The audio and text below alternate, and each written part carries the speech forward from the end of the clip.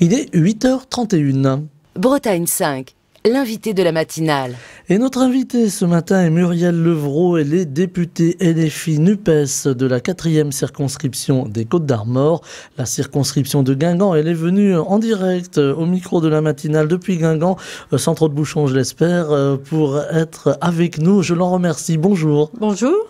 Alors Muriel Levrault, aujourd'hui c'est une journée un peu particulière. On a ces mouvements, ces manifestations qui s'annoncent denses, en tout cas si l'on en voit les chiffres, si on en croit les chiffres qui sont avancés par les différents services de renseignement. Est-ce que pour vous, c'est l'amorce d'un tournant dans la gouvernance de Elisabeth Borne sur cette réforme des retraites? Eh bien, on l'espère en tout cas. Il faut vraiment que cette mobilisation soit importante pour vraiment faire... On souhaite vraiment que cette réforme ne passe pas, puisqu'elle est injuste. Elle est injuste puisque elle prévoit le recul de l'âge légal de la retraite à 64 ans avec 43 annuités. Et donc, elle va faire travailler plus longtemps les personnes avec en plus une baisse de pension. Alors, il prévoit 1200 €, mais c'est 1200 € bruts. Il faut bien comprendre. Et 1200 € bruts, ça fait du 1000,90 € net. Et le seuil de pauvreté, c'est 1128 €. Donc, on ne trouve pas le compte. Donc, une retraite... Sur l'âge de la retraite, 64 ans, Elisabeth Borne a dit « c'est pas négociable, je serai inflexible ». Eh bien, nous ne sommes pas d'accord. Nous ne sommes pas d'accord et c'est bien pour ça qu'aujourd'hui, beaucoup de personnes vont se mettre en grève et beaucoup de personnes vont manifester. Donc j'appelle tout le monde à rejoindre les manifestations sur Guingamp, Saint-Brieuc, Dinan, Lannion. Il y en a partout. Donc normalement, on peut trouver une manifestation près de chez soi. Il faut vraiment se mobiliser. Cette réforme ne doit pas passer. Il ne faut pas qu'on se laisse faire. On avait aussi ce dépôt de plus de 7000 amendements. Alors beaucoup d'ailleurs de votre groupe politique, de la NUPES, LFI, on a parlé d'obstruction. Est-ce que pour vous c'est une obstruction ou c'est la démocratie qui s'exprime? C'est la démocratie qui s'exprime, ça c'est sûr. Et on a vraiment besoin de débattre. Donc là, effectivement, le texte est passé en commission des finances vendredi dernier pour avis. Et là, en ce moment, mes collègues travaillent en commission des affaires sociales et défendent des amendements alors qui sont tout à fait justifiés. Non, il faut vraiment alimenter les débats. Alors, il faut savoir que le gouvernement utilise un stratagème avec ce projet de loi de finances de la sécurité sociale rectifiée qui réduit les délais à 20 jours. Et 20 jours pour un texte pareil, c'est vraiment très court. Donc c'est un peu un 49.3 déguisé, si vous voulez. Donc on voit bien quand même qu'il y a là un passage en force, un essai de passage en force pour ce texte de loi. Vous le craignez justement, ce passage en force, sans grande marge de manœuvre? Écoutez, en tous les cas, donc là on a déjà eu dit 49.3 la dernière fois, elle continue. C'est pour ça qu'il faut absolument qu'on puisse se mobiliser aussi dans la rue pour bien montrer notre désaccord. Puisqu'il n'y a plus de débat en hémicycle ou en commission, il faut vraiment qu'on puisse s'exprimer d'une façon ou d'une autre. Voilà la raison pour laquelle il y aura du monde dans la rue aujourd'hui. On a reproché à certains députés de la NUPES justement d'être très fermes, parfois même de prendre des positions qui étaient un petit peu en dehors de leur cadre. Alors on a entendu ce député hier, il me pardonnera, son nom m'échappe, qui a dit en commission justement, si on coupe l'électricité à quelques nantis, voilà, ça ne sera pas la peine de venir pleurer. Est-ce que pour vous il a un petit peu dépassé les bornes, mais finalement il est dans son rôle de député? Alors, il est dans son rôle de bien expliquer ce qui se passe et de montrer que parfois on est vraiment obligé puisqu'il n'y a plus de possibilité de débat. Donc, les syndicats vont utiliser peut-être d'autres manières de faire pression. Après, la violence, elle n'est pas du côté des syndicats là, pour le coup. La vie est dure pour tout le monde. Et cette réforme, non seulement elle est injuste, elle est injustifiée, mais en plus on nous l'inflige. Donc non, je pense qu'il n'y a pas de débordement à ce niveau-là. Alors on sait le désamour des Français avec le personnel politique aujourd'hui. On le voit lors des élections où beaucoup de Français finalement on pourrait le dire peut-être par dépit, par désintérêt de la chose publique, ne vont plus voter aujourd'hui. Est-ce que ces manifestations qui s'annoncent, là encore, hein, ce sont les chiffres qui nous sont communiqués, qui s'annoncent importantes, pour vous, femmes publiques, femmes députées, est-ce que ça nourrit aussi l'espoir de, j'allais presque dire, recoller les morceaux avec les femmes, les hommes politiques qui essaient de faire bouger les choses? Alors oui, et puis il est vraiment temps que les personnes comprennent que là, si on était majoritaire dans l'hémicycle, on ne passerait pas ce genre de réforme, vous voyez. Effectivement, pour l'instant, il nous manque encore quelques députés pour pouvoir vraiment mettre en place notre programme. Mais une révolution citoyenne, c'est encore possible. Donc il faut effectivement que les gens se déplacent dans les urnes. Il faudra pas oublier aux prochaines élections qu'on a besoin de monde. Alors justement, le mot révolution, vous l'avez... alors, on n'a pas de révolution aujourd'hui en France, hein, je rassure nos auditeurs. Il n'y a pas eu de proclamation quelconque. Mais ce mot révolution fait peur aujourd'hui. Malgré tout, on voit une grande précarité, de grands soucis des Français pour pouvoir se loger, pour pouvoir manger, pour pouvoir se chauffer, pour pouvoir payer leur électricité. Est-ce que c'était finalement le moment le pire pour essayer de faire passer cette réforme des retraites ? Oui, vraiment, c'est pas le moment. Déjà, les gens peinent à régler leurs factures. Il y a, je crois, 40% des personnes qui ne travaillent pas arrivées à 62 ans. Et là, on va prolonger de 2 ans leur précarité. Mais c'est difficile d'imaginer pire. Donc, effectivement, c'est ni le moment, ni à faire. Alors avec aussi, toujours dans cette précarité que l'on voit aujourd'hui, des gens qui essaient de se raccrocher à une idée politique. Alors on parle comme référence de 1995, avec ces grandes grèves. Est-ce que vous, dans votre fort intérieur, vous vous dites ce serait bien qu'on aille vers cette référence de 1995, cette rue qui a fait plier finalement à l'époque le gouvernement Juppé? Ah oui, il faut faire une belle démonstration là aujourd'hui et sans doute les jours à venir. On va voir comment les syndicats décident d'orienter la lutte. Nous, on est derrière eux de toute façon. Donc on va continuer. Il y a une lutte politique finalement, en plus de la lutte syndicale. Bien sûr. Alors justement là, on fait une réunion publique. Toutes les forces de la NUPES le 3 février prochain, vendredi prochain à Saint-Agathon, avec toutes les forces de la NUPES. Et on va expliquer, chacun à notre manière, pourquoi on est contre cette réforme des retraites et donner des arguments à tous pour qu'ensuite ils puissent aller eux aussi batailler dans les rues. Alors une intersyndicale un peu inattendue, qui a surpris aussi d'ailleurs le gouvernement, parce que on disait les syndicats vont y aller en ordre dispersé.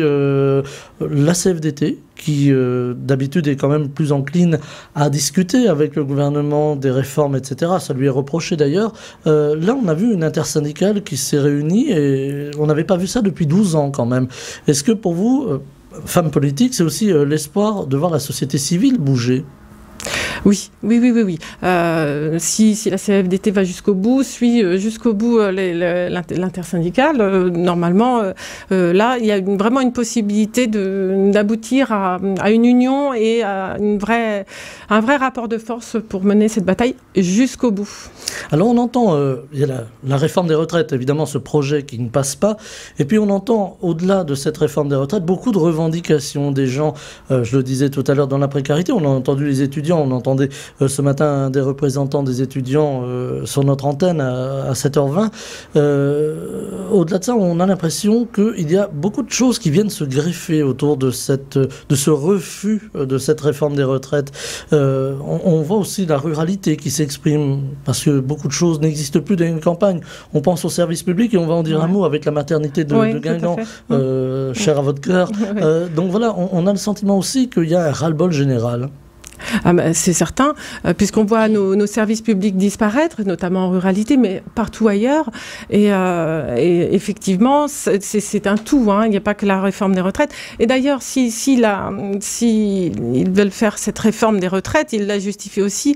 C'est parce que en baissant le nombre de fonctionnaires, notamment, et donc en supprimant des services publics, on baisse aussi les cotisations. Voilà la raison peut-être aussi pour laquelle ils veulent faire leur réforme actuellement, c'est qu'ils veulent veulent continuer à baisser le nombre de fonctionnaires. Donc, quand on voit déjà l'état de nos hôpitaux, les écoles, on perd encore des classes. 47 fermetures de prévues, je crois, dans les Côtes-d'Armor. Oui, enfin, peut-être un peu moins, mais oui, il y en a quand même beaucoup, alors qu'on est quand même dans des zones... au lieu de supprimer des postes d'enseignants, on pourrait améliorer les conditions de travail dans les classes avec moins d'élèves, et ça serait parfait. Pour ce qu'il en est des hôpitaux, effectivement, moi j'ai visité les hôpitaux du département au mois de septembre. Il manque du personnel dans tous les hôpitaux. Et là, on nous annonce la fermeture de la maternité, l'éventuelle fermeture, parce qu'on va pas se laisser faire non plus, de la maternité de Guingamp, sous prétexte qu'il n'y aurait pas, on ne trouverait pas de sage-femme. Alors, a priori, la démographie au niveau des sages-femmes, elle n'est pas comme celle des infirmières ou des aides-soignantes. Normalement, on trouve des sages-femmes. Par contre, il faut effectivement leur donner des bonnes conditions de travail, avec des salaires corrects. Donc, à voir là s'il n'y a pas une question de management un peu défaillante, effectivement, sur la maternité. Puisque, alors, si on fermait les services à chaque fois qu'on manquait d'infirmières et d'aides-soignants, on fermerait tous les services. Il faut voir ça aussi. Il y a un ras-le-bol aussi, alors peut-être pas des sages-femmes, mais en tout cas des personnels soignants en règle générale, on le voit dans les hôpitaux, que ce soit les internes, que ce soit les médecins, que ce soit les infirmières, souvent des femmes, qui en ont ras-le-bol aujourd'hui. Le Covid est passé par là, elles ont envie de changer de vie. Mais parce que comme elles sont pas assez, je dis elles parce que souvent ce sont des femmes, elles sont pas assez nombreuses, donc elles travaillent beaucoup, dans des conditions dégradées, donc il y a une perte de sens du métier, effectivement. Et jusqu'à quand? Pour l'instant, c'est magnifique, parce que les hôpitaux tiennent grâce à leur engagement, à leur dévouement. C'est vraiment... là, je dois avouer que tout le personnel que j'ai rencontré, moi, au mois de septembre, était vraiment exceptionnel. Mais jusqu'à quand? Ça ne peut pas durer. Non, on a vraiment besoin de moyens dans les hôpitaux, ça devient urgent. Et notamment, également, dans la psychiatrie. Voilà. Alors, justement, la psychiatrie, c'est le parent pauvre aujourd'hui. Ouais, tout à fait. On le voit ici en Bretagne en particulier.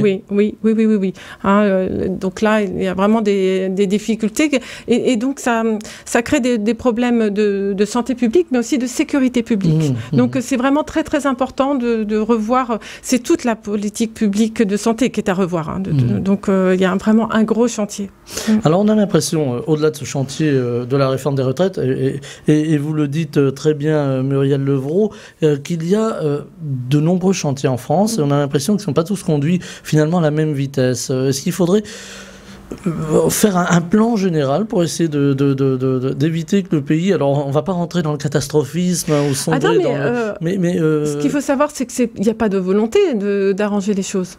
Tout ce qui constitue un marché est bon à prendre. Donc là, c'est pas de l'incompétence.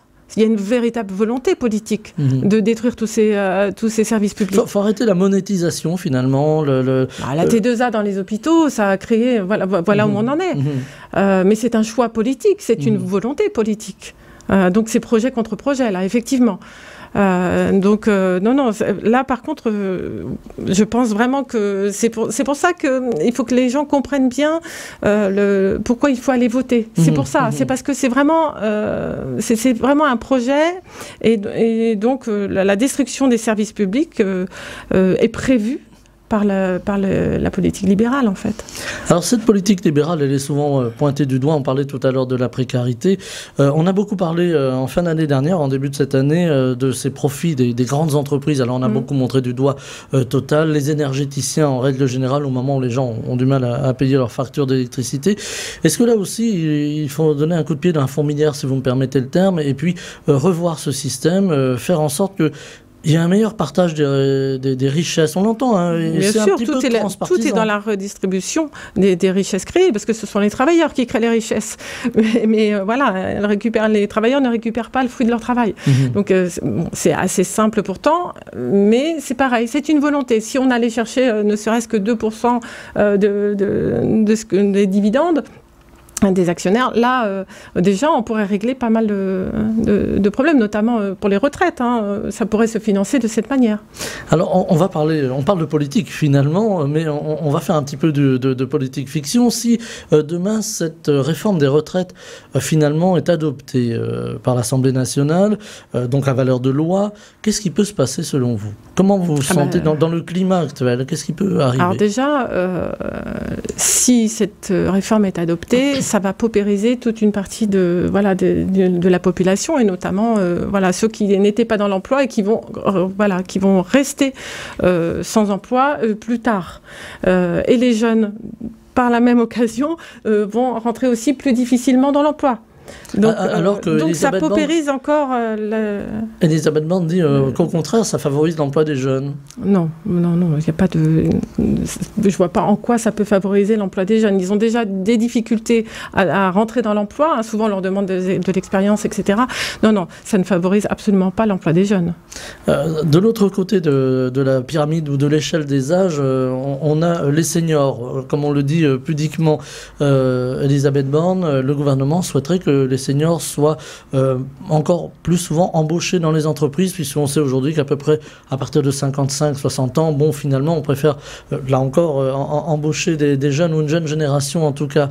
Est-ce que pour vous, l'emploi des seniors, c'est la priorité ou pas forcément ? L'emploi, c'est la priorité en règle générale, que ce soit pour les jeunes, pour les seniors. Il y a certainement du travail à faire pour tous les âges. Après, oui, améliorer les conditions de travail, certainement. Plus on avance dans l'âge, plus c'est difficile, plus il y a de l'inaptitude, des arrêts de travail, etc. Donc en plus, il y a des métiers plus difficiles que d'autres. Il y a des métiers plus difficiles que d'autres. C'est pour cette raison pour laquelle on ne peut pas demander à ces personnes de travailler encore plus longtemps. Non, je pense que là, Elisabeth Borne se trompe vraiment de projet. Les femmes, on en parle beaucoup aussi, l'emploi des femmes, et cette retraite n'est pas forcément ce qui peut leur arriver de mieux aux femmes qui ont parfois des carrières hachées, ne serait-ce que par l'arrivée des enfants, la maternité. Voilà. Ce sont les grandes perdantes de la réforme, les femmes. Oui. Donc, une raison de plus pour aller manifester aujourd'hui. Voilà, alors moi je suis un homme, mais... Avec les hommes, bien sûr. Alors, justement, aujourd'hui, on parle beaucoup d'une refonte du système du travail en France, d'une refonte aussi d'indemnité chômage, parce qu'on entend beaucoup en marge des gens qui vont manifester quand on leur tend le micro. Souvent, on dit oui, il y a la réforme des retraites, mais il y a aussi l'allocation chômage, une forme de précarisation, et là pour le coup... Oui, parce qu'on a réduit les assurances chômage pour les personnes sans emploi, donc effectivement, c'est dur pour la population, là. Ça fait beaucoup quand même. Oui. D'un point de vue politique, comment la NUPES, votre groupe politique, peut peser à l'Assemblée nationale? On a parlé tout à l'heure de ces amendements, de ce grand nombre d'amendements. Comment la NUPES peut peser pour essayer d'inverser la tendance, pour essayer de faire bouger les lignes? Alors, dans l'hémicycle, on se bat tous les jours. Et donc on lui reproche parfois d'être un peu bruyante à la NUPES. On n'est pas les seuls. Non, quand on est dans l'hémicycle, on entend, c'est vraiment de tous côtés. On n'est pas bruyant, on veut faire valoir nos arguments. C'est très différent. On veut des débats. Et on argumente, amendement par amendement. Et c'est vraiment nécessaire pour qu'on comprenne très bien qui veut quoi. C'est très important. Parce que certains pensent que, par exemple, le Rassemblement national va régler les problèmes sociaux, mais quand on voit qu'ils ont voté contre, par exemple, l'augmentation du SMIC à 1 600 €, on voit... Donc c'est à l'intérieur de l'hémicycle qu'on voit qui fait quoi. En commission aussi, commission et hémicycle, on voit qui veut voter quoi, quels sont les projets. C'est très important. Non, on ne bordélise pas du tout, on défend nos arguments, c'est très différent. Vous avez prononcé le mot Rassemblement national. On voit aujourd'hui que nombre de jeunes, de gens dans la précarité se tournent vers le Rassemblement national. Alors, pas forcément pour adhérer à des idées, mais pour une forme d'espérance, pour essayer de changer les choses. Est-ce que pour vous, vous imaginez que ces personnes font fausse route ? Oui, bien sûr, bien sûr. Très souvent, le Rassemblement national vote en même temps que les mêmes amendements que le gouvernement. Notamment, je vous ai dit, pour les 1 600 euros, pour le SMIC, ça a été un refus catégorique. On voulait augmenter les salaires, mais ça a été impossible à faire entendre au Rassemblement national comme aux macronistes. Oui, non, augmentation des salaires, c'est pas possible. Donc des petites primes par-ci par-là, des petits chèques par-ci par-là, mais rien qui va améliorer à long terme la situation des Français. Oui, parce que finalement, un chèque, c'est bien, mais on le voit d'ailleurs avec ce chèque pour l'essence, enfin en tout cas pour le carburant, qui n'a pas rencontré un grand succès, puisque les gens ne l'ont pas forcément demandé. Est-ce qu'il y a un peu un ras-le-bol de la politique du petit chèque? Tout est salaire et cotisations. Si on augmente les salaires, on augmente les cotisations, et voilà, c'est un cercle vertueux. Ça n'a pas été créé pour rien, et ça fonctionnait très bien. C'est de la même manière une volonté encore politique de détruire la sécurité sociale et notre modèle social. Alors justement, ce modèle social hérité du Conseil national de la résistance, on en parle beaucoup de ce Conseil national de la résistance. Est-ce que vous imaginez un jour qu'on puisse un peu le sanctuariser? Je n'aime pas tellement le terme, mais est-ce que vous imaginez qu'un jour on puisse dire, voilà, on n'y touche pas, on le garde en tant que tel, ou est-ce qu'il faut nécessairement le faire évoluer? Alors, le sanctuariser, je pense que ça serait effectivement nécessaire. Après, tout peut évoluer, mais le problème, c'est que là, en ce moment, ce qu'on fait évoluer, c'est par le bas. Vous voyez, alors qu'on a tout ce qu'il faut, on a un pays riche, on a tout ce qu'il faut pour faire évoluer les choses par le haut. Là, c'est toujours au moins 10 ans qu'on fait appel. Le Conseil d'orientation des retraites, le corps, a pourtant, sur plusieurs rapports, il y a eu 8 rapports, je crois. Et la dernière audition également, le corps a été auditionné le mois dernier, et il n'y a aucune nécessité de créer cette réforme des retraites. L'équilibre va... Alors, je crois qu'il y avait un petit déséquilibre là ces prochaines années, mais en 2050, tout est bon. Donc, il n'y a aucune nécessité de faire cette réforme. Alors on a entendu Emmanuel Macron qui, il y a quelques années, dans son premier quinquennat, disait oui, finalement, 62 ans, on ne bougera pas, etc. Aujourd'hui, on parle de 64 ans. Est-ce que vous voyez plutôt là une posture politique ? Oui, puisque voilà, on peut changer en 65, 64, voilà, on ne sait pas trop sur quoi ils se sont basés pour choisir l'âge de départ. Donc oui, c'est de la communication politique, bien sûr. Alors, je parlais du contexte tout à l'heure. On va voir donc ces manifestations, on va voir dans les rues, dans l'après-midi, comment ces cortèges vont être fournis ou pas. A priori, je le disais, je le répète, par rapport aux chiffres qui ont pu arriver. Nous aussi, les journalistes, on a été informés que ça allait sans doute être assez important.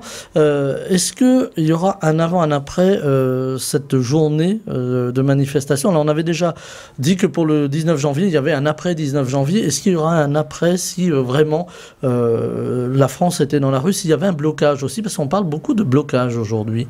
On parle beaucoup de blocage, oui. Écoutez, on va voir comment, l'ampleur de la mobilisation. On va voir ce que vont décider les syndicats, ce que vont décider aussi les forces de la NUPES par la même occasion. Mais oui, ça va pas s'arrêter aujourd'hui. Mais par contre, il faut faire une belle démonstration aujourd'hui pour motiver ceux qui sont encore un petit peu réticents. Et il faut surtout continuer à argumenter, à faire comprendre, parce qu'il y en a encore qui ne s'intéressent pas trop, mais à nous de le faire. Alors Muriel Levrault, vous êtes une députée de terrain, vous rencontrez évidemment monsieur, madame, tout le monde. Qu'est-ce que vous disent les gens quand vous les rencontrez? Quelles sont leurs priorités aujourd'hui? Alors, remporter la bataille, ça c'est certain. Les gens que je rencontre, généralement, sont inquiets. Alors, effectivement, pour leurs enfants et aussi pour le climat. Voilà, ça je pense que c'est aussi une grande préoccupation. Alors là pour l'instant on en parle très peu puisqu'on est sur la bataille des retraites, mais c'est aussi une grande préoccupation des gens. Oui, bien sûr, surtout en Bretagne, on a quand même des enjeux assez importants, que ce soit pour l'eau, il y a eu quand même la sécheresse cet été. Donc le climat effectivement interroge beaucoup. Justement, le climat, il y en est quand même question, on va en dire un mot, malgré qu'aujourd'hui on soit plutôt dans cette logique de grève et de retraite. Mais il ne faut pas oublier. Il ne faut pas oublier le climat. Aujourd'hui, il y a une grande angoisse aussi de la jeune génération qui s'inquiète évidemment pour ses retraites, pour l'avenir, qui s'inquiète aussi de cette guerre qu'on a aux portes de l'Europe. Est-ce que ce tout peut amener je sais pas employer le terme révolution tout de même, mais peut amener un changement en France. Est-ce que, voilà, finalement, les aspirations du peuple français peuvent se faire jour. On ne sait jamais quel peut être le déclencheur. Voilà, je ne parle pas de violence, là. Ah non, surtout pas. Non, mais une prise de conscience et la volonté vraiment de changer notre modèle de société. Oui, je pense que vous la sentez cette demande de changement de société aujourd'hui? Oui, alors des jeunes, ça c'est certain. Et oui. Après, ça demande de l'investissement. Il faut vraiment que les gens soient unis pour aller vraiment pour prendre le chemin, le bon chemin. Est-ce que quand vous rencontrez des gens, ils ont parfois la dent dure vis-à-vis du politique? Alors je mets le politique en règle générale. Tous pourris, oui, bien sûr. Et c'est normal. Ça a été pendant pas mal d'années, on n'entend que ce que les politiques font mal, de toute façon. Donc, c'est assez souvent.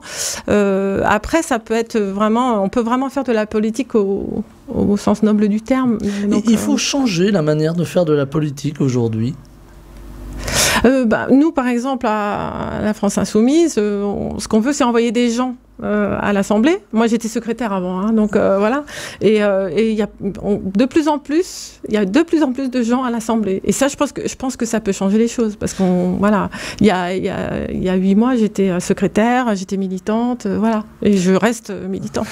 on l'aura compris dans vos propos. Il reste une petite minute. Est-ce que c'est important que justement le peuple, alors quand je dis le peuple, c'est-à-dire monsieur, madame, tout le monde, puisse arriver à l'Assemblée? Alors parfois, on reproche, on a beaucoup caricaturé, par exemple, une députée LFI, femme de ménage, qui s'est beaucoup bagarrée. On l'a beaucoup caricaturé. Elle est dans la bataille des retraites, là. Voilà. Oui. On l'a beaucoup caricaturé en disant, mais oui, c'est pas, entre guillemets, une politique professionnelle. Est-ce qu'il faut arrêter ce professionnalisme de la politique aujourd'hui? Oui. Ça, c'est vraiment important que ça ne devienne pas un métier, bien sûr. On a un mandat pour tant d'années, on a été élu sur un programme, et maintenant, il faut travailler sur le programme. C'est pour ça qu'on est aussi pour la révocabilité des élus. À mi-mandat, si on ne travaille pas en fonction du programme qu'on a annoncé, on aimerait que les élus puissent être révoqués. On va suivre évidemment ce dossier de la réforme des retraites. Je vais oser vous le demander, vous serez dans la rue aujourd'hui? Ah oui. Là, je repars à Guingamp, là, et je serai à Saint-Brieuc aussi cet après-midi. Donc il y a des manifestations aujourd'hui contre la réforme des retraites. Je vous ai dit pour la maternité le 11 février à Guingamp, et pour l'hôpital de Lannion également le 4 février. Il y a des mobilisations un peu partout. Pour les hôpitaux, c'est vraiment très important aussi d'y être. Il faut vraiment un maximum de monde. Et donc, autrement, la réunion publique avec toutes les forces de la NUPES, dont Manon Aubry, le 3 février à Saint-Agathon. Eh bien voilà, vous l'avez dit, les auditeurs l'auront entendu, le message est passé. Merci infiniment Muriel Levrault d'avoir été avec nous. Je rappelle que vous êtes députée LFI, la France Insoumise, groupe NUPES. Alors, je ne sais pas si on dit NUPES ou NUPS. Comme vous voulez. Voilà, parce que c'est pas toujours évident, à l'Assemblée nationale, et vous êtes donc député de la 4e circonscription des Côtes-d'Armor, Guingamp, on l'aura compris. Ville chère à votre cœur. Merci infiniment d'être venu jusqu'à nous en direct ce matin. Je vous souhaite une très belle journée. Belle journée à vous, merci. Bretagne 5 matin, Stéphane Hamon.